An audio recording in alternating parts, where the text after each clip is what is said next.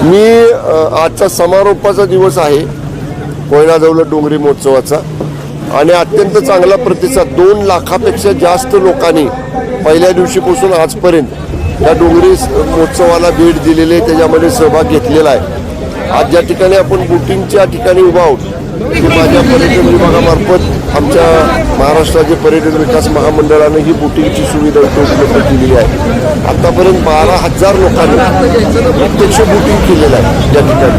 त्यामुळे अत्यंत चांगला ग्रामीण भागातल्या खेड्यातल्या डोंगरदऱ्यात राहणाऱ्या लोकांना या सगळ्या डोंगरी महोत्सवाचा खूप चांगला आस्वाद घेता आला आणि भरभरून लोकांनी प्रतिसाद दिलेला आहे। खाद्यजत्रा असेल, बालमेला असेल, घोडसवारी असेल, ऊंटसवारी असेल, बग्गी राईड असेल, खाद्यजत्रा, संध्याकाळचे असणारे सांस्कृतिक कार्यक्रम या सगळ्यांना भरभरून प्रतिसाद जिल्ह्यातल्या तालुक्यातल्या या परिसरातल्या लोकांनी दिलेला आहे।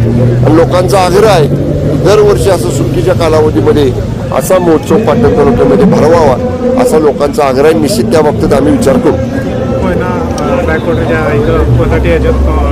पर्यटन महोत्सव भरवण्यात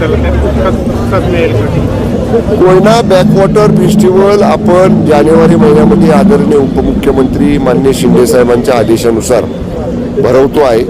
त्याच्या नियोजनाची बैठक आता मी मुंबईला पुढच्या आठवड्यात गेलो की मी बैठक आयोजित करायला माझ्या कार्यालयाने सूचना दिलेल्या आहेत आणि त्या बैठकीमध्ये आपण मुनावळे, तापोळा आणि महाबळेश्वर या ठिकाणी तो देखील असाच 8 दिवसाचा एक बॅकवॉटर फेस्टिवल हा त्या ठिकाणी आपण आयोजित करतो। इथं ज्या गोष्टी आपल्याला पाहायला मिळाल्या किंवा ज्या आयोजित केल्या होत्या त्या सगळ्या मोठ्या प्रमाणात आपण त्या ठिकाणी करतो आणि निश्चितपणे जागतिक पर्यटक कोयना बॅकवॉटर फेस्टिवलला कशा पद्धतीनं आकर्षित होतील याच्यासाठीचा आमचा प्रयत्न आहे।